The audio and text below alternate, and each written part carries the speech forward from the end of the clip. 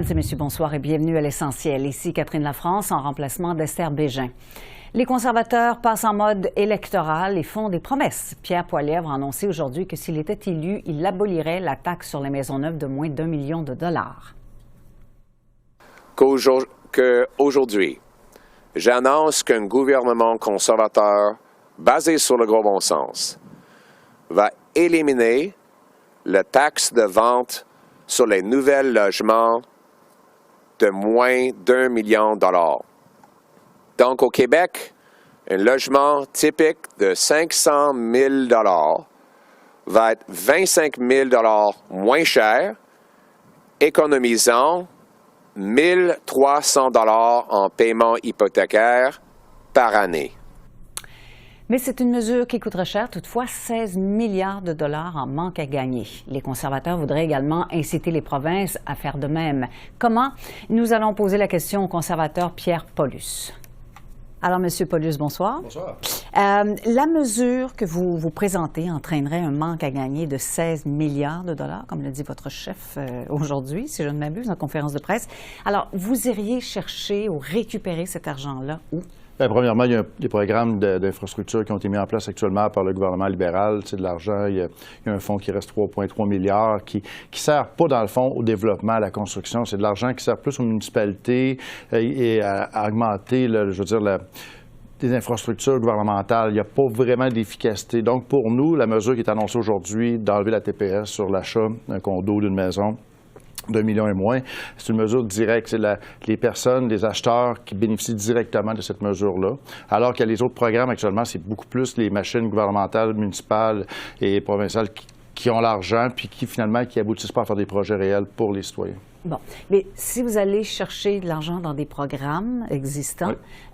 Quand ces programmes-là seront terminés, quand ils arriveront à la fin de leur vie utile, vous irez, qu'est-ce que vous ferez à ce moment-là? Il y aura toujours un manque à gagner. Parce qu'il y a un revenu également. Il ne faut pas oublier que la mesure, actuellement, le coût de la mesure est compensé également par un revenu sur l'impôt généré par la construction. Lorsque les contracteurs, les gens qui vont construire, ils vont payer des impôts sur les ventes qu'ils vont faire. Donc, ces impôts-là vont compenser le manque à gagner. Donc, on a calculé qu'il y aurait un équilibre entre la dépense occasionnée et un revenu potentiel avec un développement supplémentaire via les impôts payés par les contracteurs. Bon, alors, puisqu'on parle des contracteurs, comment vous pouvez être sûr que ce sont, en bout de ligne, les acheteurs qui vont bénéficier de cette mesure-là et que ce ne seront pas les contracteurs, les constructeurs qui vont augmenter les prix à la hauteur de la TPS? Bien, ça, les gens, justement, c'est parce qu'à un moment donné, il faut que les contracteurs décident, c'est quoi, au bout de la ligne, c'est de vendre plus d'unités de logement. Donc, l'objectif, c'est d'avoir plus d'unités de logement, d'avoir des citoyens qui ont plus de moyens pour acheter, en économisant, par exemple, 5 qui est l'équivalent de la TPS. Mais si les contracteurs augmentent les prix en conséquence, on va rester au même point. On n'aura pas de développement. Donc, je pense que c'est à l'avantage de tout le monde de construire davantage, de garder un prix qui correspond au coût du marché et de permettre aux citoyens d'économiser la TPS sur l'achat d'un condo ou une maison neuve. C'est l'objectif qu'on a. Et on a également... C'est un programme qui existait déjà, mais à un plus bas niveau. Maintenant, les coûts ont tellement augmenté. C'est pour ça qu'on parle d'1 million, une résidence d'1 million et moins. Et 100 de la TPS. Il n'y aura pas de variation. C'est vraiment 100 des coûts qui vont être considérés par cette mesure-là. Et vous êtes convaincu que ce sont les acheteurs de ces maisons qui vont en bénéficier? À partir du moment où un promoteur dit, par exemple, je vous vends une unité de condo 500 000 et que c'est le prix du marché, c'est le prix qu'on vend. Là, maintenant, l'acheteur n'aura pas à payer une TPS de 25 000 sur cet achat-là. C'est clair. Si le promoteur monte son prix à 525 000 pour la même unité, il n'y a pas avantage à faire ça. Je crois que l'important pour tout le monde, c'est d'avoir des acheteurs qui ont un bénéfice, de ne pas payer de taxes fédérales, de TPS, puis le promoteur, lui, de vendre des unités.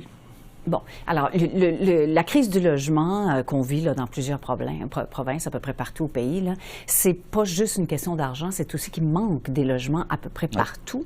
Est-ce que vous pensez que votre mesure réglerait le problème? Bien, c'est toujours aussi de donner un avantage aux citoyens de pouvoir s'investir à acheter. Actuellement, le coût des logements est un facteur, et c'est pour ça que qu'est-ce qu'on peut faire d'un point de vue fédéral. La mesure que M. Poilievre a proposée aujourd'hui d'enlever la TPS, ça fait économiser jusqu'à 40 000 50 000 si on achète une maison de 1 million, mais exemple, une moyenne de 800 000 dans le marché canadien aujourd'hui, c'est rendu assez courant, d'économiser un 40 000 là. C'est une mesure incitative. On parle de l'équivalent de 2 200 par année en paiement de moins hypothécaire. Donc, ces mesures-là, quand ils additionnent, ça finit par donner de l'air aux citoyens qui ont besoin de moyens, parce que sinon, à chaque fois qu'on additionne des taxes, et il ne faut pas oublier aussi, dans le coût de construction, il y a énormément de taxes pour les promoteurs. Les promoteurs ont assumé, je pense que pour une unité, là, c'est jusqu'à 125 000 130 000 de différentes taxes qu'ils doivent payer, ce qui fait augmenter le coût au global. Donc, nous, de notre côté, en partant, en enlevant la TPS, c'est déjà une mesure de base qui peut aider les gens à acheter. Mais c'est donc un incitatif pour l'acheteur. Mais est-ce que ça accélérerait la s'il y a de la demande, construction? c'est toujours une question d'offre et de demande. Là, à partir du moment où les acheteurs trouvent qu'il y a des moyens qui les aident à pouvoir acheter, bien, ça va créer une demande. Là, à ce moment-là, les promoteurs vont pouvoir avoir des propositions de développement domiciliaire, soit des maisons, soit des condos, qui vont faire en sorte que c'est un marché. Mais le marché immobilier avance pas assez. Puis là, c'est pour ça que nous, on cherche des moyens d'accélérer. Et comme je dis au début de l'entrevue, c'est pas en donnant des subventions à des gouvernements qui vont juste créer de la bureaucratie que ça fait avancer les choses. Il faut aller directement vers le consommateur et c'est pour ça qu'on a une mesure comme ça. Alors, c'est une mesure fédérale, évidemment, mais M. Poilievre a aussi dit qu'il allait inciter ou encourager les provinces à faire la même chose, à abolir leur part de taxes ou leurs taxes propres. Mais pourquoi les provinces se priveraient de cet argent-là, de ces revenus-là? Les provinces vivent le même problème d'un point de vue national. On a un problème de logement. Donc, on doit tous travailler ensemble à trouver des solutions pour le logement. Si la mesure de la TPS est une solution très avantageuse, bien, de rajouter au niveau des provinces, comme au Québec, on a 9,50 9,75 de TVQ. C'est un gros morceau. Si jamais le Québec en disait « je vais en faire la moitié, je vais prendre un 5 de ma TVQ, je vais la donner en rabais », bien, ça donnerait 10 au total. Donc, c'est des mesures qui font en sorte qu'on va accélérer la construction parce qu'il va y avoir de la demande s'il y a des mesures incitatives pour les citoyens. Tous les observateurs de la scène politique ont l'impression que les conservateurs sont en campagne déjà. Est-ce qu'il y aura d'autres annonces qui seront faites bientôt dans les prochaines semaines? On en fait régulièrement. Souvent, on nous taxe d'avoir juste des slogans, mais il faut se rappeler que M. Poilievre, l'année passée, a déposé sur un projet de loi de 32 pages pour la construction. Il y avait différentes mesures là-dedans. Ça ne s'est pas trop parlé. Quand on est dans l'opposition, souvent, on doit malheureusement attendre d'arriver dans des périodes plus électorales pour avoir plus l'attention des gens. Là, aujourd'hui, M. Poilievre a mis clairement une position claire. On va en avoir d'autres, que ce soit au niveau économique, au niveau de la sécurité publique. Il y a différentes mesures qui vont être annoncées, mais en même temps, les campagnes électorales servent aussi à dévoiler vraiment notre plan global. Vous ne pouvez pas jeter toutes vos cartes sur la table c'est ça. Merci, M. Paulus. Merci.